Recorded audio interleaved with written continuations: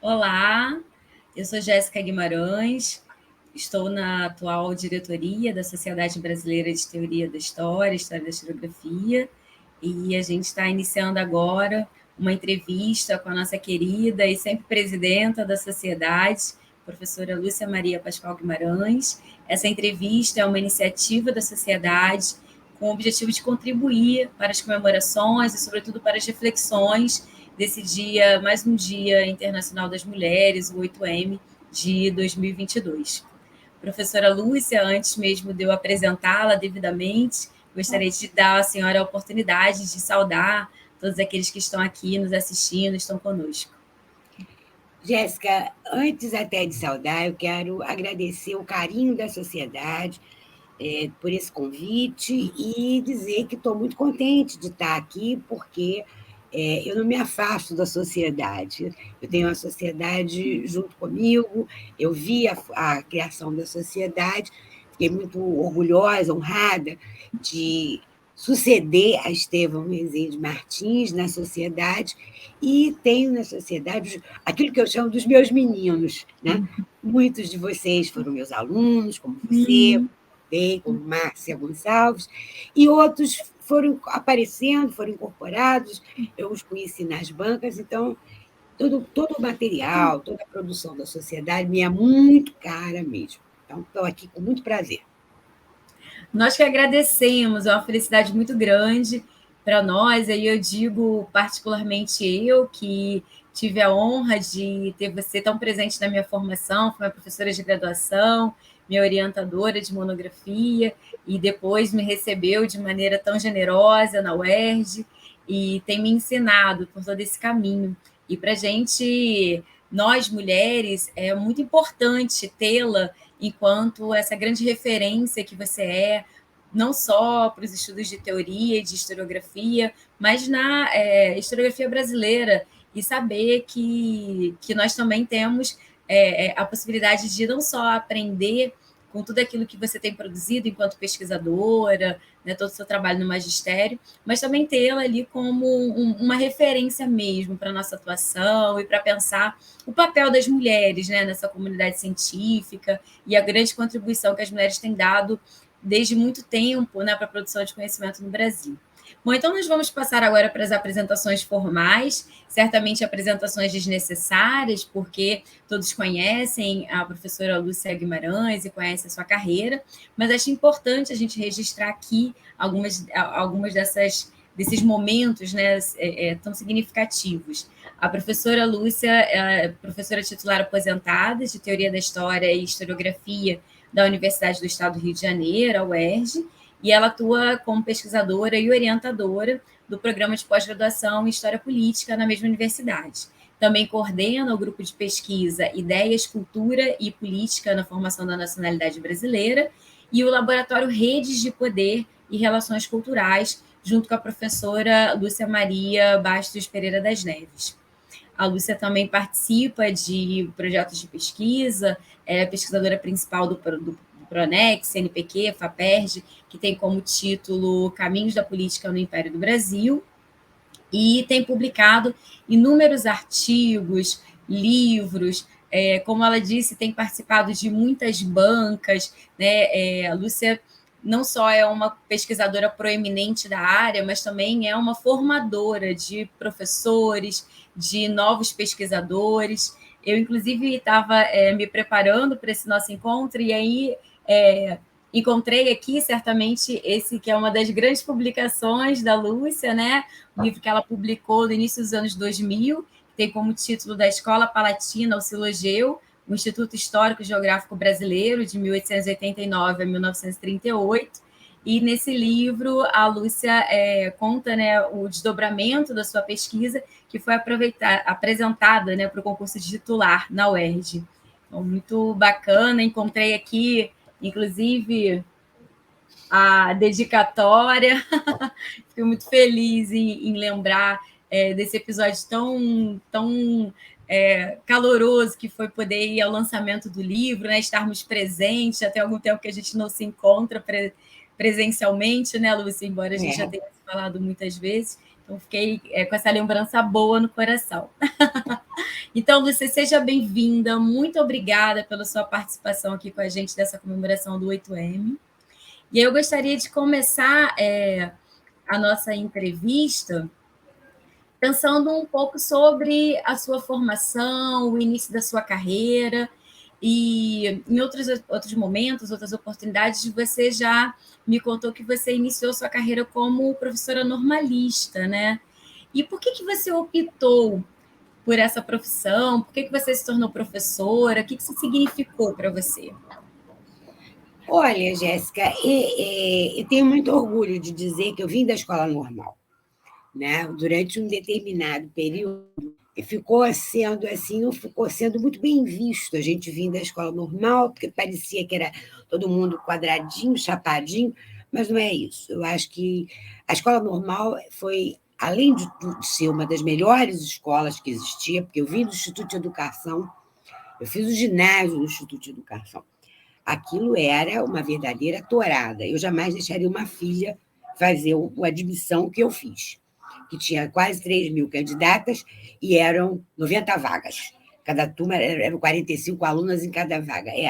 E meninas de 10, 11 anos, olha, eu não deixaria uma filha fazer uma coisa dessas. Mas eu fiz, minha mãe me estimulou, e naquela ocasião, para aquela geração, o estudo, primeiro, o Instituto de Educação, do lado do Pedro II, do lado da Escola Técnica Celso Sukov e do lado do Colégio Militar do Rio de Janeiro, e a Escola Normal Carmela Dutra, que tinha ginásio também, eram os melhores colégios públicos do Rio de Janeiro. Então, nós tínhamos uma formação espetacular. Há pouco tempo, conversando com uma colega do tempo do ginásio, ela estava exatamente conversando comigo sobre isso. O Instituto, naquela ocasião, além da biblioteca, nós tínhamos discoteca. Nós aprendíamos a gostar de música clássica ali dentro. E você podia entrar ali e fazer o que você quisesse. Tinha pessoas para atender, tinha pessoas para, inclusive, orientar você naquilo. Então, eu acho que, primeiro, era o melhor colégio que tinha, não tenha dúvida. Segundo, a profissão de professora primária era muito bem vista pela sociedade brasileira na década de 50, 60 até 70. Tá? Era muito bem vista. Por quê? Porque era uma profissão que tinha algo a ver com o espírito feminino da época, com a maternidade. Ao mesmo tempo, e essas pessoas não dizem, era uma profissão que pagava muito bem. Não sei se você já ouviu falar na história do marido da professora. Já? Pois é. E existia o tal marido da professora. Por quê? Porque eram as chamadas funcionárias letra O. Então, tinha um pessoal que dizia, fulano é letra O de penacho. Lá, O de penacho ainda era melhor. Então, ganhava-se muito bem. Eu me lembro que quando saí do colégio, com 18 anos, eu ganhava muito bem mesmo. À medida que o tempo foi passando, isso foi desaparecendo. Porque nós tínhamos um salário, na época, que era regulado pelo salário mínimo, mas nós tínhamos uma série de vantagens, inclusive gratificação por tempo de serviço, que eles querem cortar agora. Nós tínhamos de 3 em 3 anos, 5%, e isso ia aumentando, só que com a inflação e com uma série de políticas contrárias ao próprio funcionalismo, vamos falar a verdade, não era só as professoras, era o funcionalismo de um modo geral, isso foi caindo e foi degradando. Então, na ocasião, você tinha uma profissão muito boa, você que ganhava bem, você trabalhava uma parte do dia, quer dizer, você poderia até, se você quisesse, você tinha outro emprego, mas se você não quisesse, você podia se dedicar à casa, aos filhos, enfim. Então, era realmente a profissão da época, sem dúvida nenhuma. Agora, e você aproveitou bem, né, essa possibilidade de usar o outro tempo do seu dia, né? Porque você me disse que quando você começou no magistério, logo depois você ingressou na Faculdade Nacional de Filosofia, não é? E era uma Isso coisa... na década de 60. Hein? Isso na nos década de anos 60? 60, Uhum. 1968. Então, você imagina que esse tempo tinha gente que trabalhava em outros lugares. Eu me lembro que eu tinha colegas que trabalhavam no Banerj, que não era Banerj naquela época, era o BEG, Banco do Estado da Guanabara. Trabalhavam ali, trabalhavam meio expediente, tinha umas coisas assim. Então, o pessoal tinha essa possibilidade. E não era também incomum, não era estranho, a gente que vinha da escola normal fazer curso de filosofia. Isso e ir para a faculdade de filosofia. Isso era comum. Não era uma coisa muito estranha. O número era pequeno, mas existia sim. Geralmente, Jéssica, nas matérias de ciências humanas e letras. Por quê? Porque o curso normal só tínhamos ciências exatas no primeiro ano normal. Normal, naquela época, era de 3 anos. Então, no primeiro ano, a gente tinha física, tinha química, tinha matemática, tinha biologia, tinha essas coisas, e anatomia também. Depois não tinha mais, porque nós íamos ter as cadeiras profissionalizantes da escola normal. Então, já era mais difícil você encontrar professoras fazendo física, química. Tinha o pessoal que era de meteorologia, tinha isso tudo lá. Eu ainda peguei o prédio antigo da faculdade, um ano, no meu primeiro ano, ainda foi na faculdade de filosofia, ali na Avenida Presidente Antônio Carlos, onde, naquele prédio, eram todos os cursos de filosofia. Aquilo era uma bomba atômica, vamos falar a verdade, no movimento estudantil. Enquanto eles não Pois é, separaram, né, Lúcia? sim, enquanto eles não separaram tudo, não sossegaram. Mas aquilo, de fato, era uma bomba atômica, porque o primeiro andar era do pessoal de História Natural, História era o último andar. Por outro lado, História tinha uma vantagem. Quando o choque da PM dava a volta no aterro, a gente que estava lá no último andar já tinha descido, porque a gente tinha o domínio do alto, eram anfiteatros, então a gente tinha esse domínio. E quem estava nos andares mais baixos não tinha. Lúcia, deixa eu até esclarecer, né? Porque talvez os jovens estejam nos ouvindo não estejam percebendo exatamente do que a gente está falando. Você falou É, que começou a sua graduação na UFRJ, né? O que hoje é o UFRJ, em era a faculdade. 68, né? Já era ditadura Exatamente. militar. É. E o que significou para você? O que você se recorda assim desse momento tão difícil para a sociedade brasileira, tão difícil da história do Brasil? Como é que você se recorda assim dessa experiência de cursar a faculdade de filosofia durante a ditadura militar? Olha, não foi uma experiência fácil.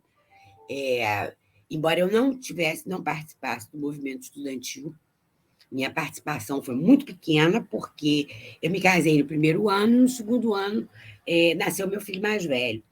E eram 3 grávidas até na turma. Tinha uma moça que eu perdi o contato com ela, que morava na Ilha do Governador, Marília, não sei, não me lembro o sobrenome, teve uma filha. E a outra grávida era a Tereza Toribio, nossa colega da UERJ, que teve o Vladimir, que é da idade do Eduardo, meu filho mais velho. Então, também tinha isso, né? As moças casavam no meio do curso. Não era estranho não casarem. Era comum casarem no meio do curso, porque naquela época a gente casava muito novo, né? Sim, eu até imagino que não fosse nem um pouco estranho naquela época, mas Não. ainda assim devia ter um tipo de consequência, né? Porque você trabalhava no magistério, estava fazendo graduação, como é que você fazia? Assim, como é que era para você Olha, conciliar? isso daí é uma coisa muito interessante para contar para você. É, eu dava aula de manhã numa escola. Primeiro, eu dei aula em Magalhães Bastos, num lugar que eu nem sei se existe mais, chamado Curral das Éguas, né? E dava aula ali de manhã cedo. E vinha de tarde ter aula na faculdade. Depois eu vim para mais perto.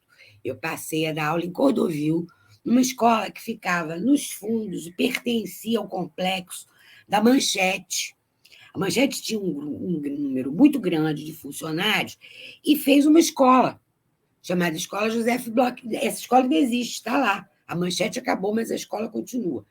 E essa escola inaugurou logo que eu me formei. Então, ela abriu vaga, e era bem mais perto que Magalhães Bastos. Então, no primário mesmo, eu trabalhei em Magalhães Bastos, uma escola chamada Escola Churchill, que era uma escola da Fundação Otávio Mangabeira. Vocês nunca ouviram falar umas escolas que eram de Eternite? Eram umas escolas. Sim, sim, me recordo. Pois é, no verão era uma coisa horrível de quente, né? Porque aquilo era de Eternite e a parede era uma coisa feita um papelão, um negócio desse assim.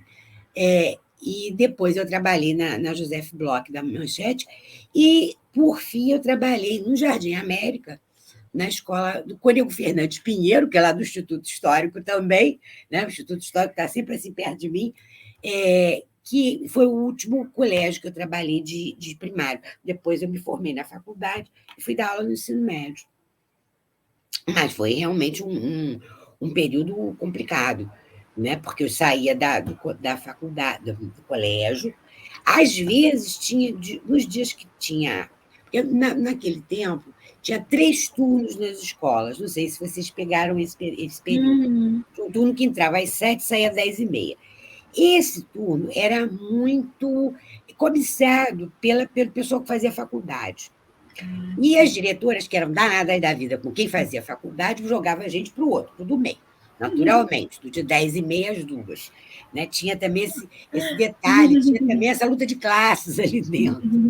Né? Mas eu me lembro bem que eu consegui, durante os 3 primeiros anos, eu consegui ficar no primeiro turno. Então, você é de casa muito cedo, tinha aula até 10h30, às vezes você sempre completava o tempo até 11h. Às vezes dava tempo de ir em casa, almoçar, tomar um banho, me arrumar. Às vezes não, porque às vezes a aula começava às 2h, às vezes começava às 1h. Né? Mas foi realmente um período assim, muito difícil. E, por outro lado, isso não permitia grandes participações em movimento estudantil. Porque quem acordava às 5 horas da manhã não podia estar na passeata todo dia. Embora a gente tivesse na passeata dos 100.000, tivesse participado de algumas coisas importantes naquela época, mas uma participação mais efetiva, como outras amigas que eu tinha na faculdade e tal, isso a gente não tinha, não, porque não era humanamente impossível, não dava. Sim, sim. E logo depois que você terminou, né, você se graduou, você falou que você começou a atuar no ensino médio, mas também não demorou muito para você ingressar na UERJ, né? Você ingressou na UERJ em 77. Não, mas aí o que aconteceu? Eu não ingressei antes. Hum. Ingressei, não, 77, mas foi na Faculdade de Educação primeiro, dando Ah, aula de História da Educação. Eu ingressei na faculdade, no Instituto, 2 ou 3 anos depois. E foi por uma coincidência, porque em 76 eu estava fazendo. Existia um curso, Jéssica, na Faculdade de Filosofia, aí já era o FRJ, que era um curso de aperfeiçoamento, que, na ocasião, se dizia que preparava para o mestrado. E esse curso, eu fiz esse curso. Eu fiz esse curso, sabe com quem? Com a Ana Moura, que foi professora da UERJ e da UFRJ, com a Norma Musco, que era professora da UFRJ, mas eu não tive os meus créditos aproveitados para o mestrado. Eu tive que fazer outra prova para o mestrado. Nesse inteirinho nasceu o meu filho mais novo. Tanto que, quando eu entrei para o doutorado, alguém disse assim: vai ter o terceiro.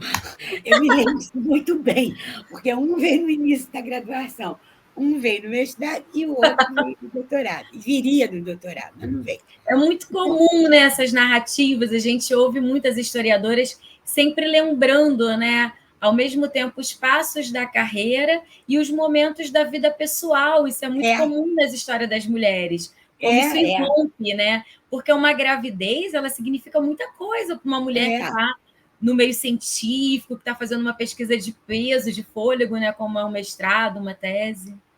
Não, isso é importante, mas a gente consegue. Olha, eu acho que. Vamos falar agora um pouco do lado da gente. Mulher é um bicho danado.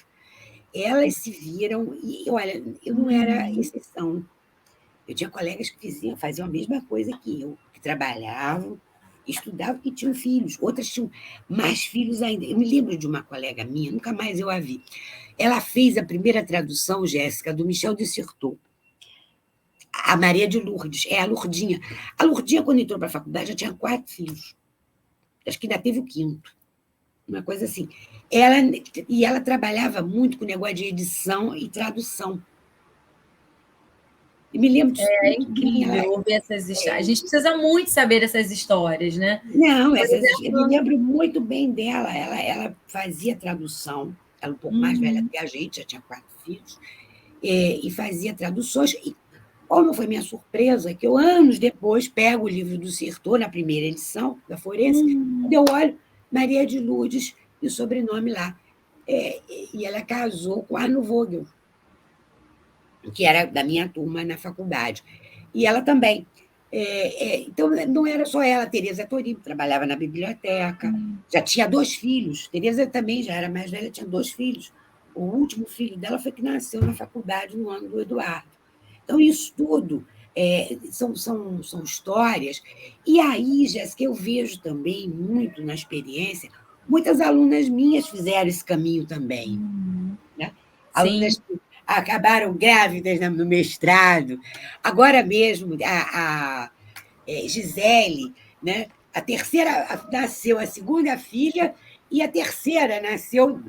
Fui eu que apressei até a defesa dela agora, em dezembro, no final do ano, foi em novembro. Ela disse, não, só vai nascer no dia 31 de dezembro. Depois do dia 31 de dezembro, eu falei, olha, bebês não mandam recado, não esperam. Vamos marcar essa defesa logo. Pois olha, parece que aí fez a defesa, foi um sucesso, Raquel Gleiser, lá de São Paulo, assistindo a defesa, a Novelha, essa gente toda. Passados uns 3 ou 4 dias, me telefona. Ih, professora, a senhora tinha razão. A Ayla vai nascer. que é sempre No uma início de dezembro. felicidade, né? É verdade, é verdade. E eu me lembro de meninas e que as crianças nasceram na graduação, na sua turma mesmo. Lembra? Sim.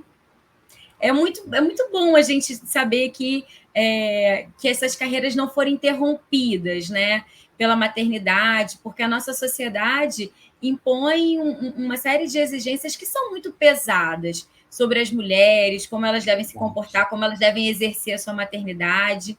Tem esse grupo que tem ajudado muita gente a pensar essas coisas, que é o Parenting Science. Tem vários dados que eles apresentam mostrando o quanto que a maternidade ela tem impactado na produção científica de mulheres, inclusive no próprio ritmo da carreira, né? Aí eu estava pensando na tua trajetória, né? Lembrando, por exemplo, do seu doutorado. Você concluiu seu doutorado na USP em 1995 e a sua Não, eu tese é acabei um em trabalho... 94. É? Só que a defesa teve que ser. Aí já teve outra confusão. Eu acabei em 94, inclusive eu acabei, Jéssica, até foi meio recorde. 4 anos ali, Sim. fechando. E aí houve um problema. Aliás, um problema não, diversos. Eu me lembro que eu saí daqui do Rio de avião para entregar as teses lá, porque você tinha que levar as teses lá. Né? Não tinha essa fusarca de mandar via internet. Você ia de avião levando um caixote de tese. E lá fui eu levar as teses, e a defesa foi marcada para novembro. Depois foi marcada para o dia de Nossa Senhora da Conceição, 8 de dezembro, não esqueço. Depois ela foi marcada para janeiro. Um belo dia marcaram para o carnaval. Aí alguém gritou: não, mas marcaram para o carnaval. E aí acabou que ela foi, acho que foi no dia 16 ou 17 de março. Mas a tese já estava lá desde o final de setembro, porque lá eles exigiam que você fizesse o depósito antes e tudo. Mas aí teve uma greve, depois voltou da greve. Eu sei que a dissertação de mestrado foi defendida em plena greve. Isso eu me lembro muito bem. Ela foi defendida na greve. E a Lúcia foi, a Tânia foi, e o Lincoln, foi lá na UFRJ, tinha o Lincoln, a Lúcia, a Tânia, a professora Célia Freire, a quem eu devo muito, eu sou professora de teoria por causa da Célia, professor Sgarbi, que foi quem me acolheu como assistente, Infelizmente, já tinha tido derrame, não foi. E professor Tapajós, que foi a última coisa que ele fez antes de se aposentar. Foi minha Olha que banca de bonito. defesa. Foi linda a defesa. Ele estava emocionadíssimo. E a Ah, orientadora foi a imagino. Maria de Lourdes Viana Lira.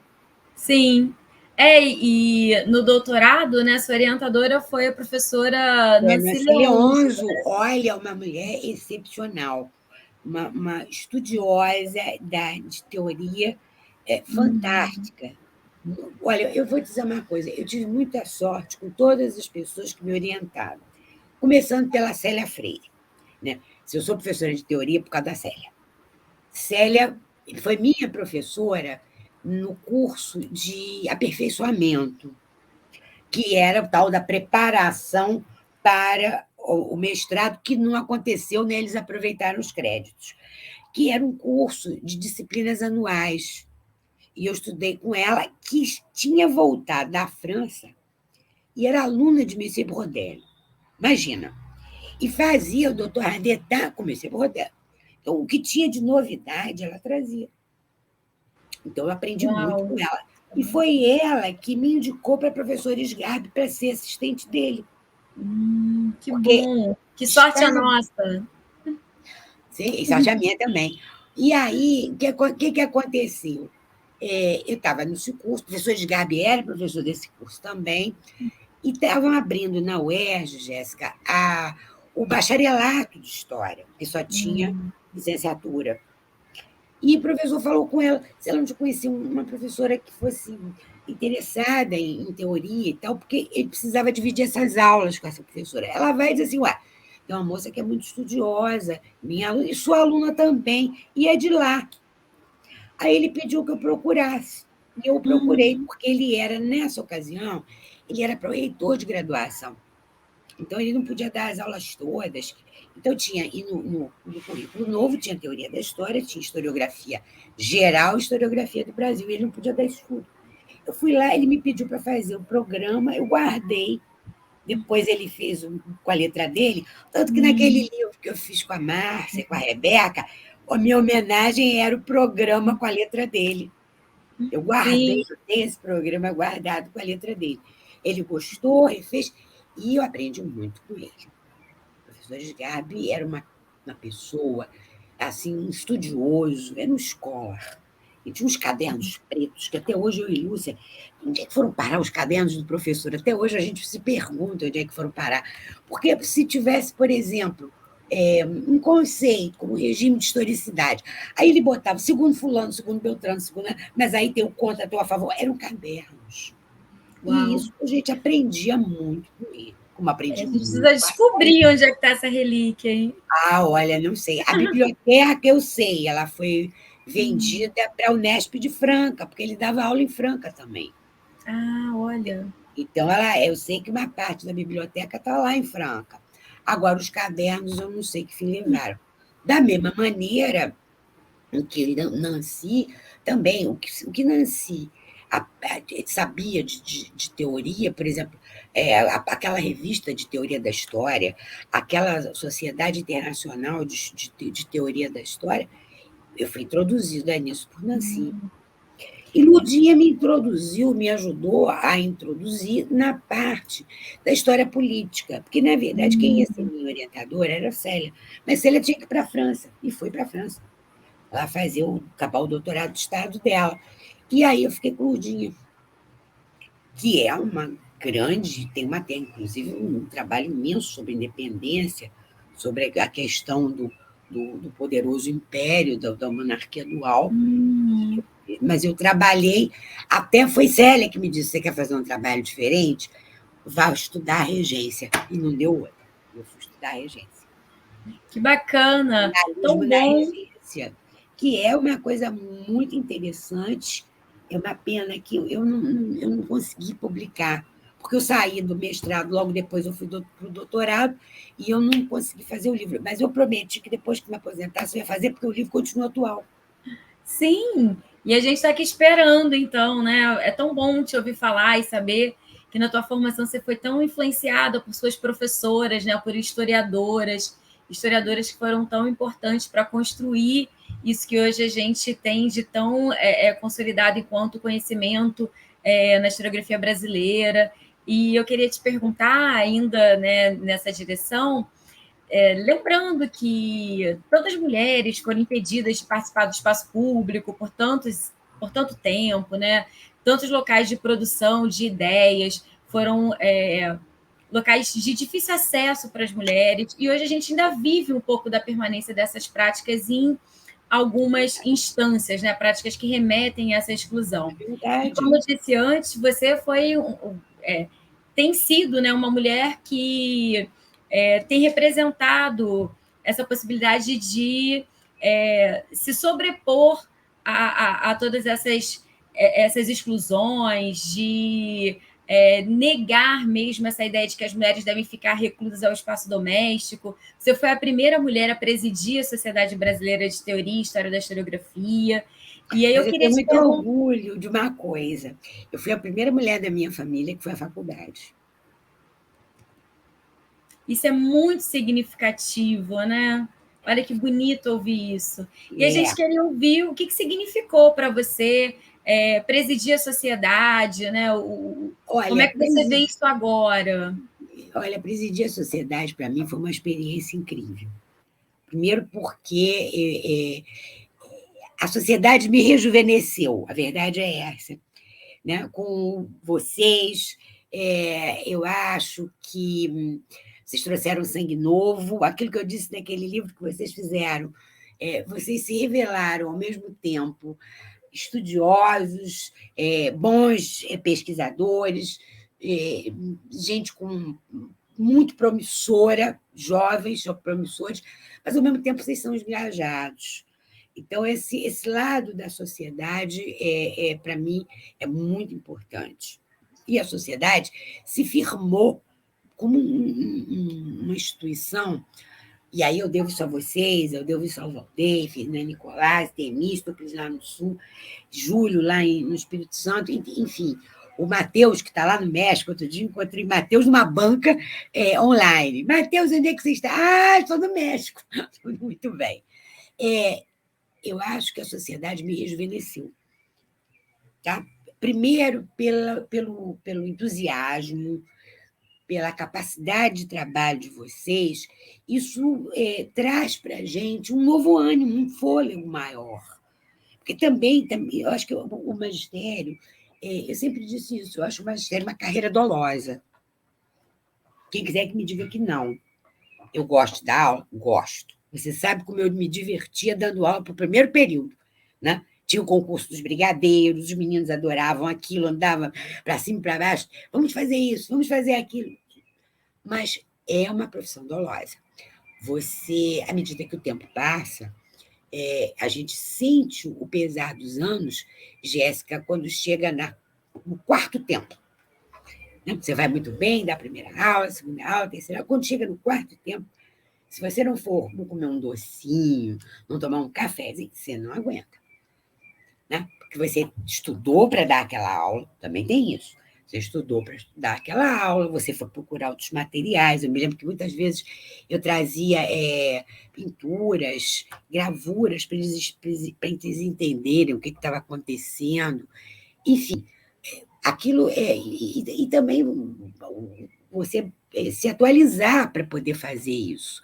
Uma aula de graduação, ela é muito cansativa. Uma aula de pós-graduação e você dividir o curso comigo. Era muitíssimo cansativa, porque nós estudávamos aqueles textos todos, preparávamos aquilo tudo, aquilo tinha que ter um encadeamento para arrumar a cabeça também do pessoal que está fazendo o curso. Então, eu acho que o magistério é uma profissão dolosa. Não sei se você reparou que eu parei de ficar rouca. Né? Eu aposentei em setembro, tudo bem que teve pandemia, né? E o último período que eu dei aula, as aulas acabaram no final de dezembro, de 19, 20, nós não demos aula, nem 21, né? E aí eu já tinha pedido aposentado, já tinha pedido licença para me aposentar. Mas eu me lembro que eu fiz um calo nas cordas vocais, dando aula na sua turma à noite. naquela sala da esquina da Rua São Francisco Xavier, lembra? Que era um barulho danado, né? Tinha ambulância, ônibus, tudo que tinha direito, e ainda tinha um forró ali no Planeta do Chopp. Lembra disso? Eu É tinha que ter, verdade. eu tinha que ter, e vocês eram umas santas criaturas, hein? Vocês não abriam a boca. Eu não esqueço, era um silêncio Acho que a gente ficava sepulcral. hipnotizado na aula.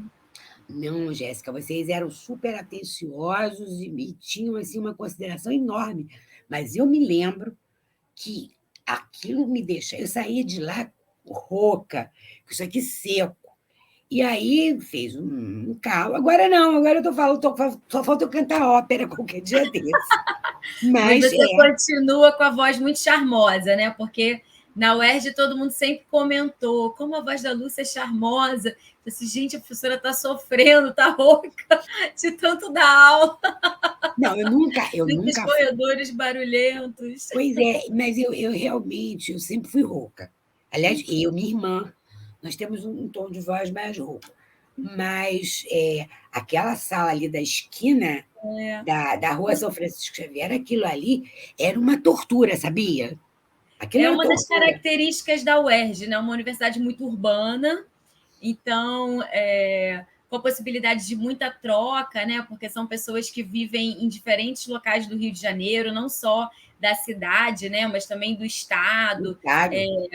né? Estudantes da Baixada Fluminense, de vários Olha, bairros da cidade, eu mas tem acho, seu ônus, né? é o ônus, mas eu acho que as coisas melhoraram. Eu me lembro que quando eu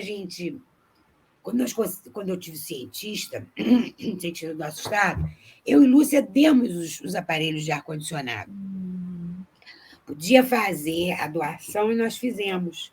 E eu me lembro que uma vez eu tive uma briga danada com um professor de filosofia, perdi a educação. Ele estava no meu horário, na sala que eu tinha posto o ar-condicionado. Ah, botei ele para correr.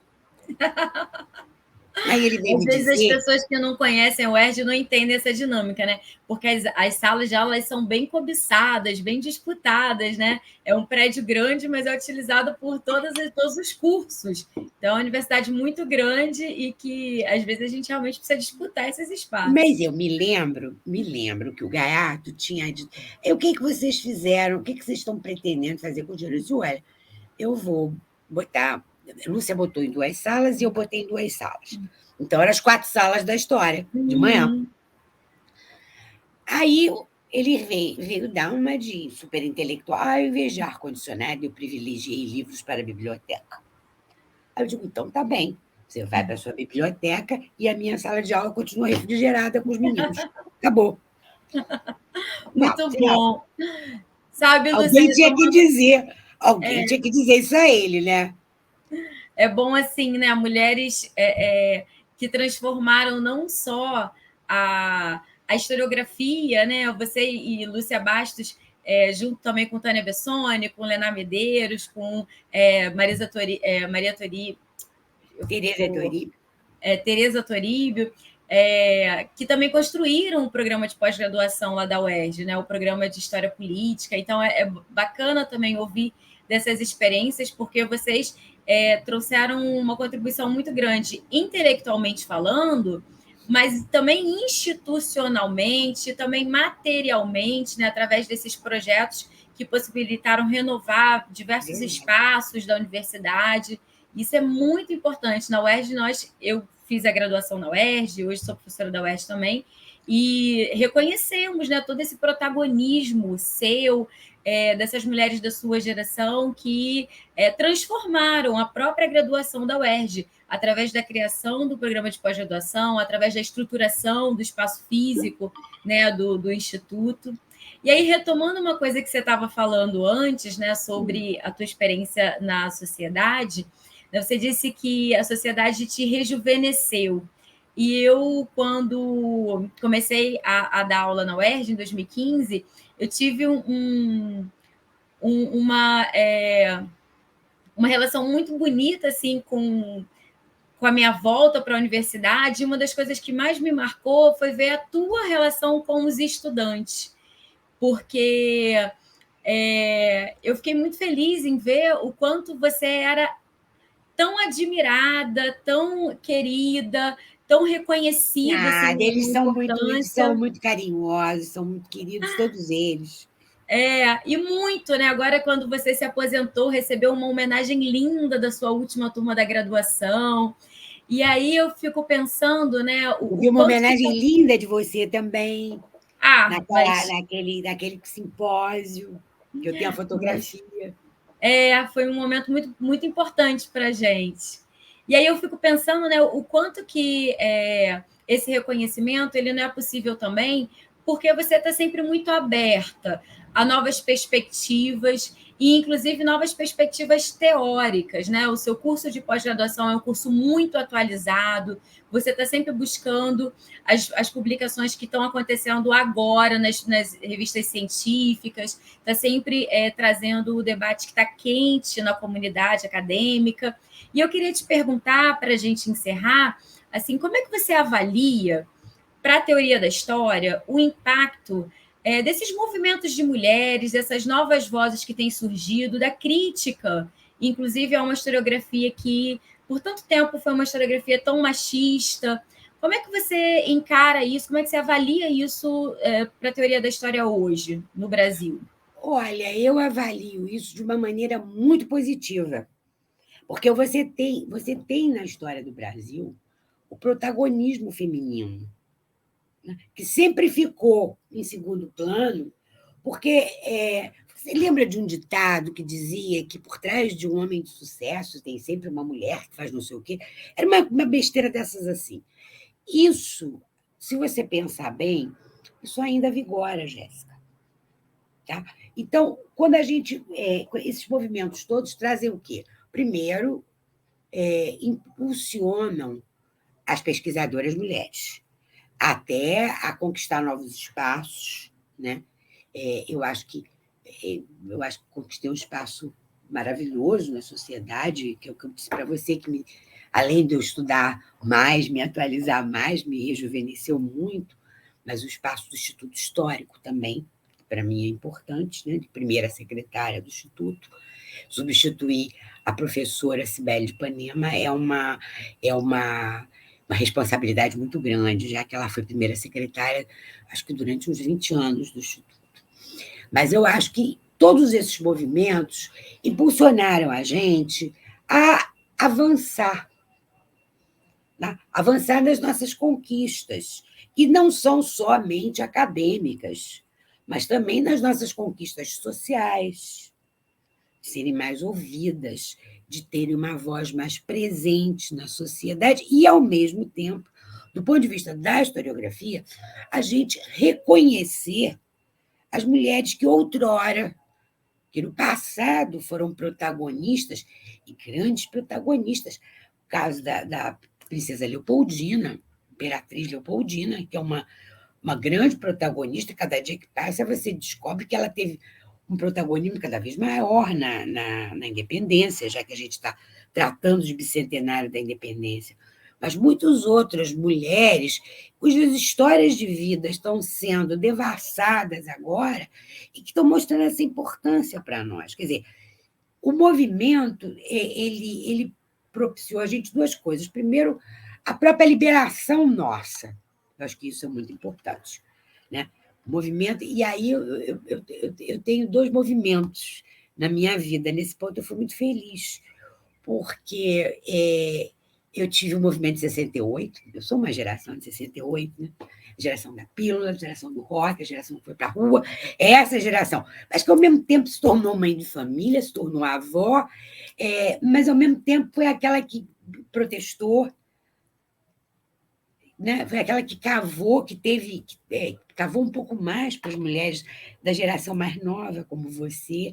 Acho que isso. E por outro lado, Jéssica, eu me sinto muito feliz do seu reconhecimento agora, do que a gente fez na universidade há 20 anos, 15 anos atrás.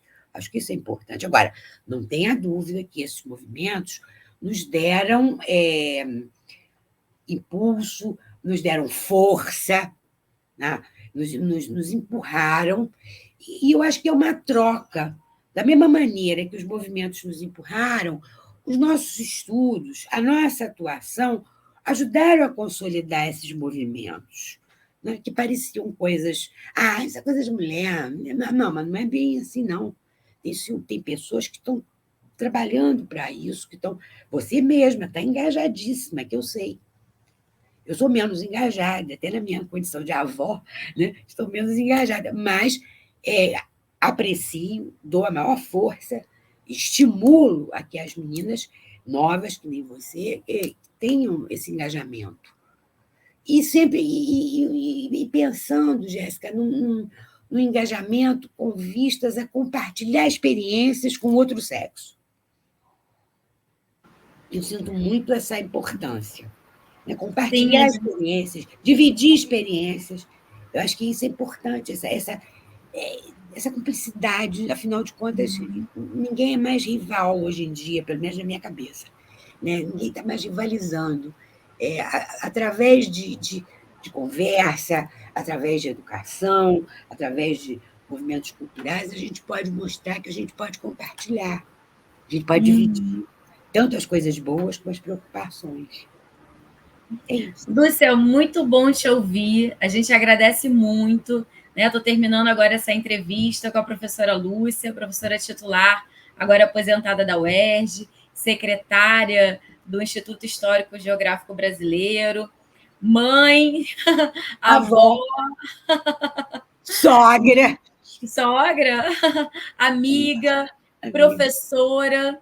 A gente te agradece muito, Lúcia, por, ao longo da sua carreira, ter sido essa pesquisadora que trouxe para a gente tantas reflexões que hoje são reflexões clássicas para o nosso campo de pesquisa, e também essa historiadora comprometida com a importância de conhecer o nosso passado de maneira crítica, né, atuante na transformação das formas de construir pensamento dentro da universidade pública, né? O seu compromisso com o serviço público, com a universidade pública, é aquilo que também nos inspira muito.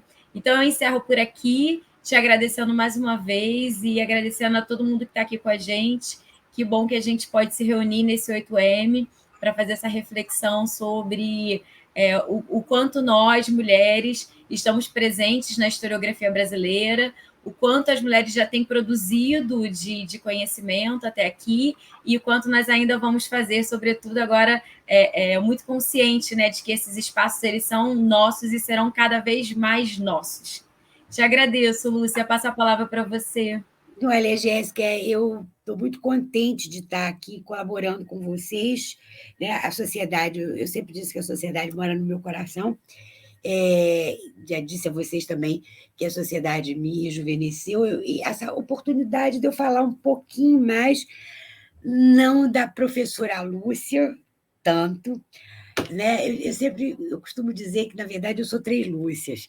A Lúcia Maria, né? Que é a mãe do Eduardo, do Leonardo, filha da dona Cecília, a avó, a professora Lúcia e a pesquisadora Lúcia Guimarães. Então, eu acho que você me deu uma oportunidade de eu poder mostrar um pouquinho dessas 3 Lúcias que estão aqui dentro. E um beijo bem grande para todo mundo da sociedade, o meu carinho, o meu reconhecimento para todos. Obrigada. Nós que agradecemos, Lúcia. Mais uma vez, muito obrigada. Até a próxima, pessoal.